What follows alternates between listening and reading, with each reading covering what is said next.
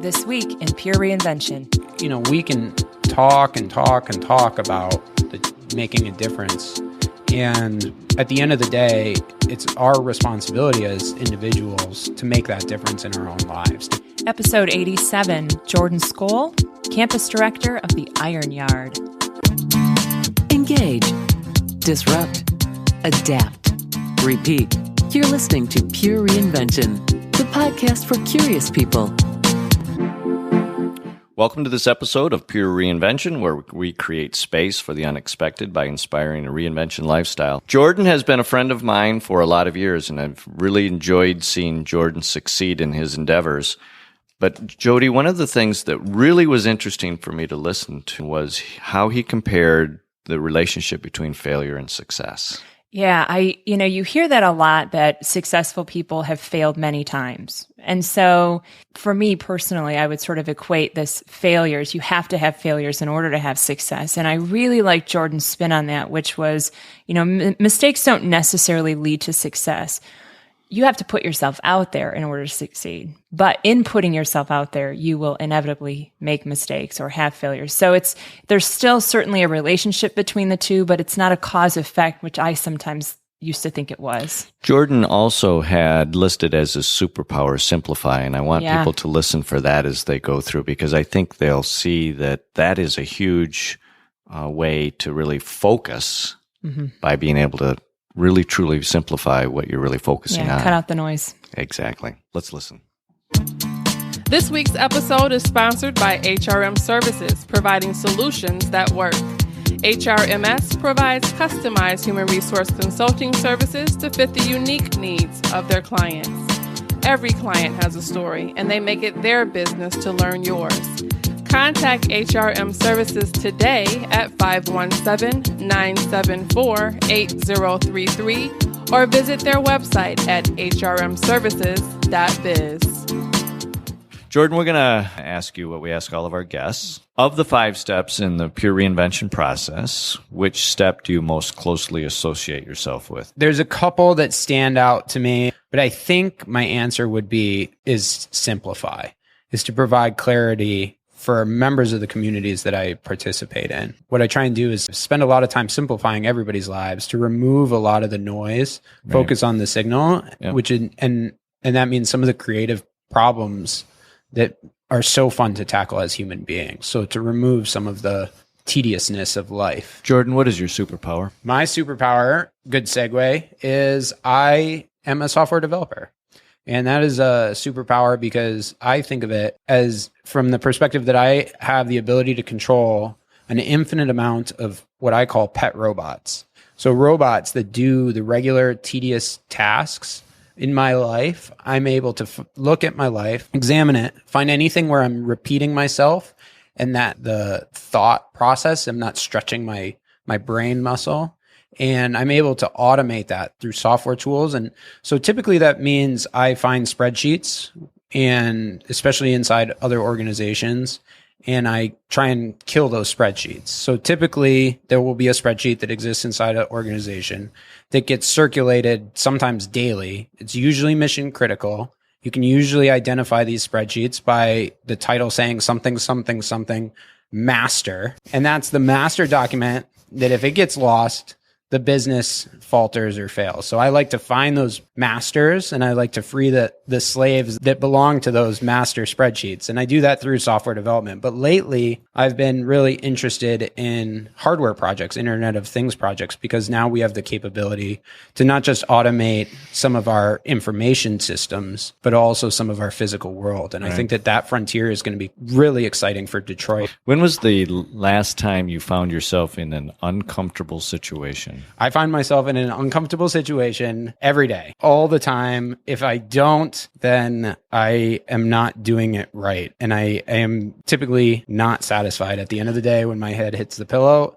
So I can't think of all the time, if that means having the courage, I think, to put yourself out there in a social situation. There's a lot of fear sometimes in exposing yourself and being in the humility of putting yourself out there. I think a lot of times we as humans, our lizard brain kicks in and we try and make excuses for why something's not happening for us. If we don't put ourselves in uncomfortable situations, then we don't create those opportunities in our own lives.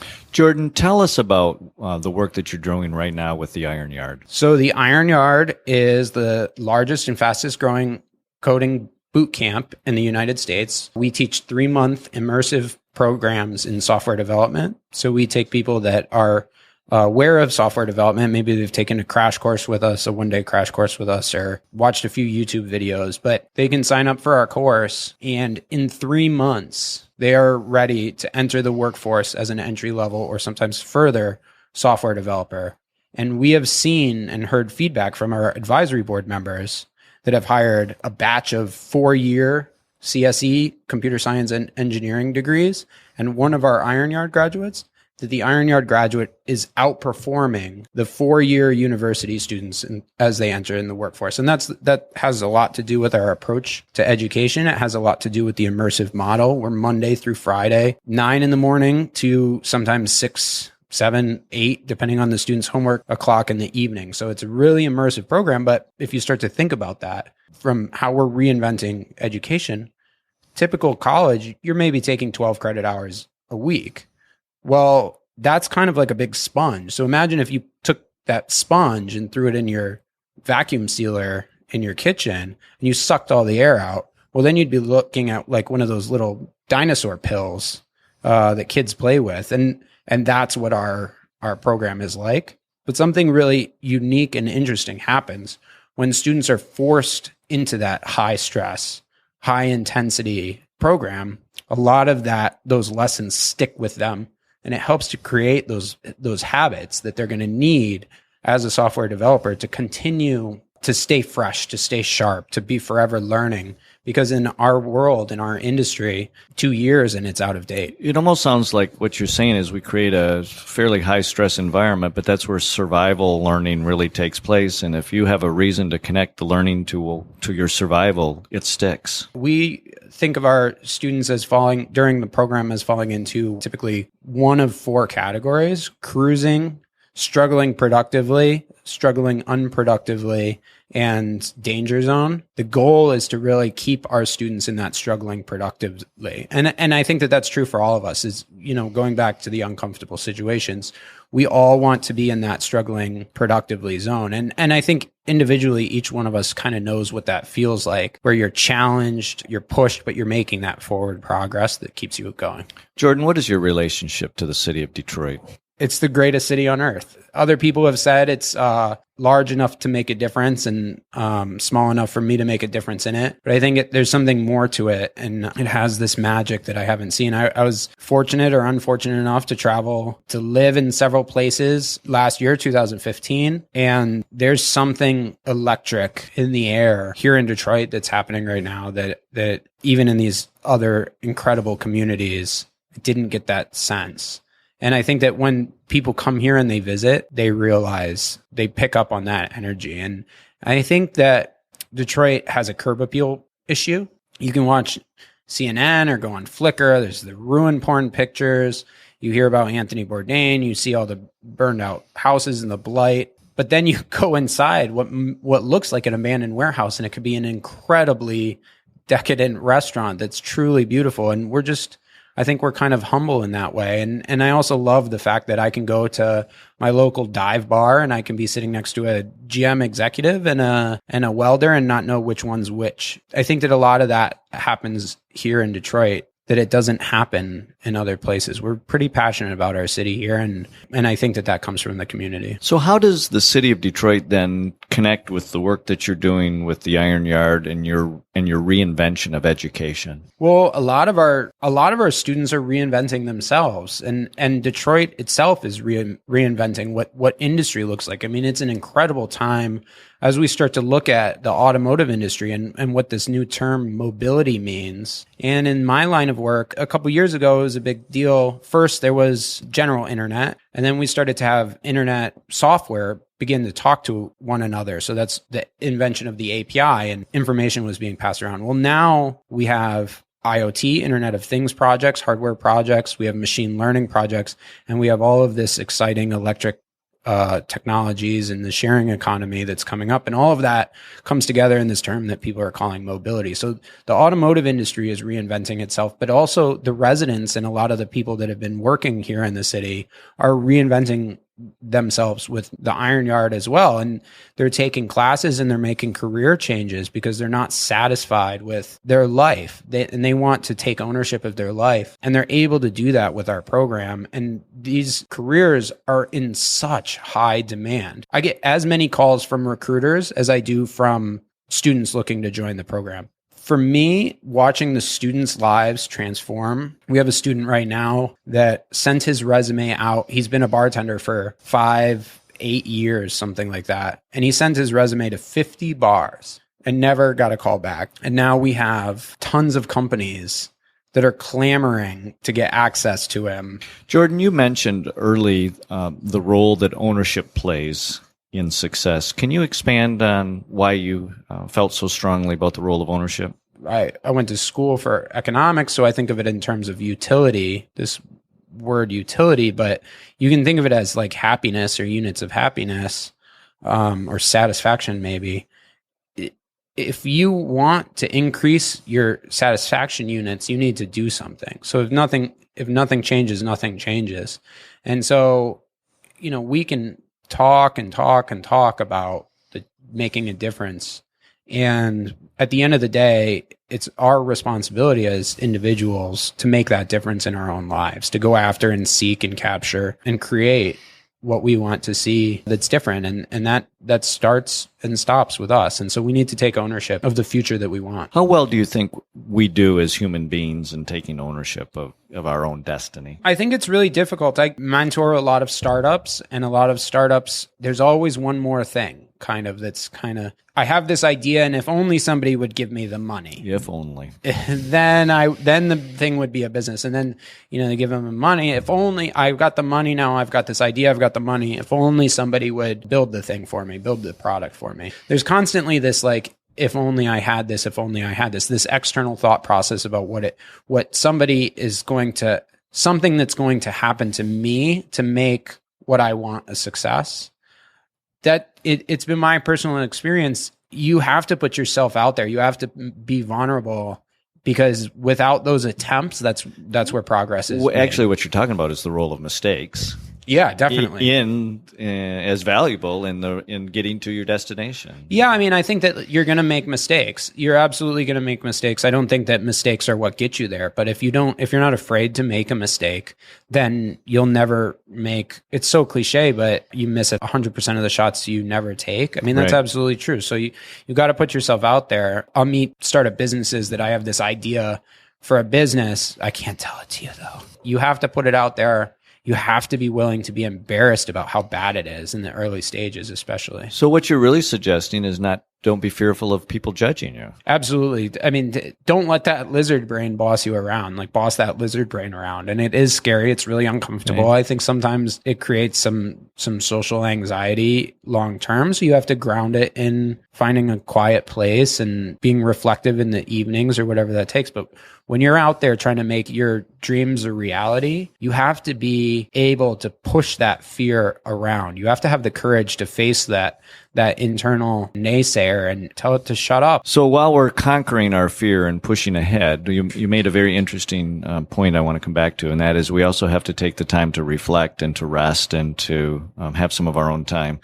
Walk us through how you do that and why you do that as a means to stay balanced. Personally, I think it's really important to take a holistic view of forward progress with ourselves and these kind of vessels that we're using to capture these dreams. What I mean by that is eat healthy, take some time to put things in context, take some time to sit at home, make sure to be outside a lot, go for walks in parks. You're not going to ever stop. If you are working the way that you want to be working or in a satisfying way, you're using your brain to work. And in order to really do that, to make it function, you can't shut it off. So you need to change your perspective. You need to sometimes get up from your desk, get out from behind the screen, and go have different experiences that will help you think through whatever problem it is that you're working on. So that's something actually we tell our students all the time. Sometimes they'll get in this zone where they're trying to fix a bug or something like that in the evenings, and they're pounding on the keyboard. And we tell them, stop, shut the keyboard down, go watch a movie, go to bed, get up. Super important. We've said it a million times. Take a shower, take a warm shower in the morning. That warms up your brain. You've had a chance to refresh, and then you're constantly surprised how quickly one of those problems will just wash away. Jordan, if you had to give one bit of advice for somebody that's going through reinvention, as you have in your career and in your life, and as you nurture other people through that, what's really one of the most important bits of advice that you can give? Find at least one experienced mentor. And I don't mean like a mentor that's going to make connections for you or somebody that you can't be genuine to. Find somebody that you can trust, that you can really share some of the emotional struggles, and that you can be honest with it, and you can get some of those thoughts out of your head. Some of that starts with being honest with yourself, but a good mentor can help you think through some of those issues. And I think that one mentor is not enough. I think that get several different perspectives, and then balance that with have that courage to make your own decision. And don't ask your mentors. They're not going to come up with the answers for you. They're not going to do it for you. But having somebody that you can actually trust and confide in, especially as you start to get into the level of business where you have to balance these optics and these realities. It can be a super lonely place as an executive to put on this face of everything is all right, everything is rosy, don't worry, I'm not stressed, things are going great. So you need to have those safe havens, if that's at home with your family, if that's a retreat up north, but certainly find a mentor or an experienced person that's outside of your world that you can discuss the reality and not just the optics. Jordan, how can people who are listening to this podcast get a hold of you and understand more about your work? People are welcome to follow me on Twitter or Facebook, which is just Jordan Skole. Jordan, thanks so much. This has been very cool. My pleasure.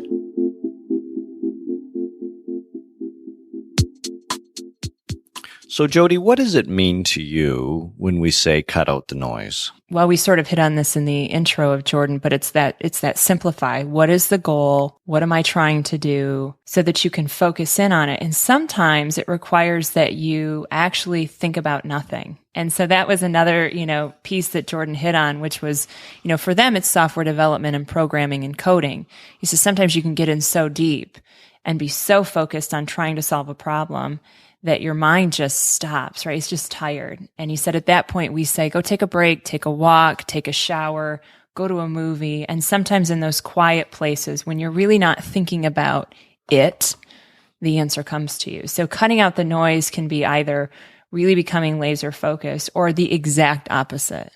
Well, and I think that's what happens with Jordan's work being the campus director of the Iron Yard, where they have this very intensive boot camp for software development, and that's all that they focus on. Yep. For that period of time, it is an intense focus. And I believe that focus, that simplification, is we're going to reduce all these other things and we're just going to focus on software development, is really what allows that group to make tremendous gains. Mm-hmm. And he gives the analogy of, a sponge, right? Or if you suck all the water out and you put it in a capsule, it's those things that we used to play with as kids. I still have them for my kids, where now you have the capsule. And then when you add in life, right? Or in this case, noise, then it becomes this giant sponge. Well, and time becomes a critical element, right? For a lot of busy people. And so by employing that tactic, you are able to use time as an ally rather than as an enemy. Joe, the other thing that really I wanted to talk a few minutes about was Jordan was very specific in separating out the difference between talking about something and doing something. Yeah. He has a degree in economics, and he was talking about happiness or satisfaction. And he said, even sort of in economic terms, you view those as units. In order to get more, you have to do something. So if you do nothing, you get nothing. So you have to be intentional, and you have to put the effort into doing more to get more. And it's activity, it's not talk. Right. So you may have to talk through something to prepare for the activity, but it's the activity that creates the units, that creates the currency. And that's the difference between successful people, again, people that put themselves out there, which implies action, and people that just talk about the great idea and say, well, if only I had the capital, if only somebody would build it for me, if only, if only, if only. And that's a lot of talk. But when you actually start to put your effort and energy towards that, that's when the real magic happens. Be the one who has the great idea and puts it into action. If you're ready for a change, make it a change that lasts. Make it pure reinvention. Thanks for listening to this episode of Pure Reinvention. Keep the conversation going and get alerts when new podcasts are up by following us on Twitter at Pure Reinvention or sign up for our mailing list at purereinvention.com.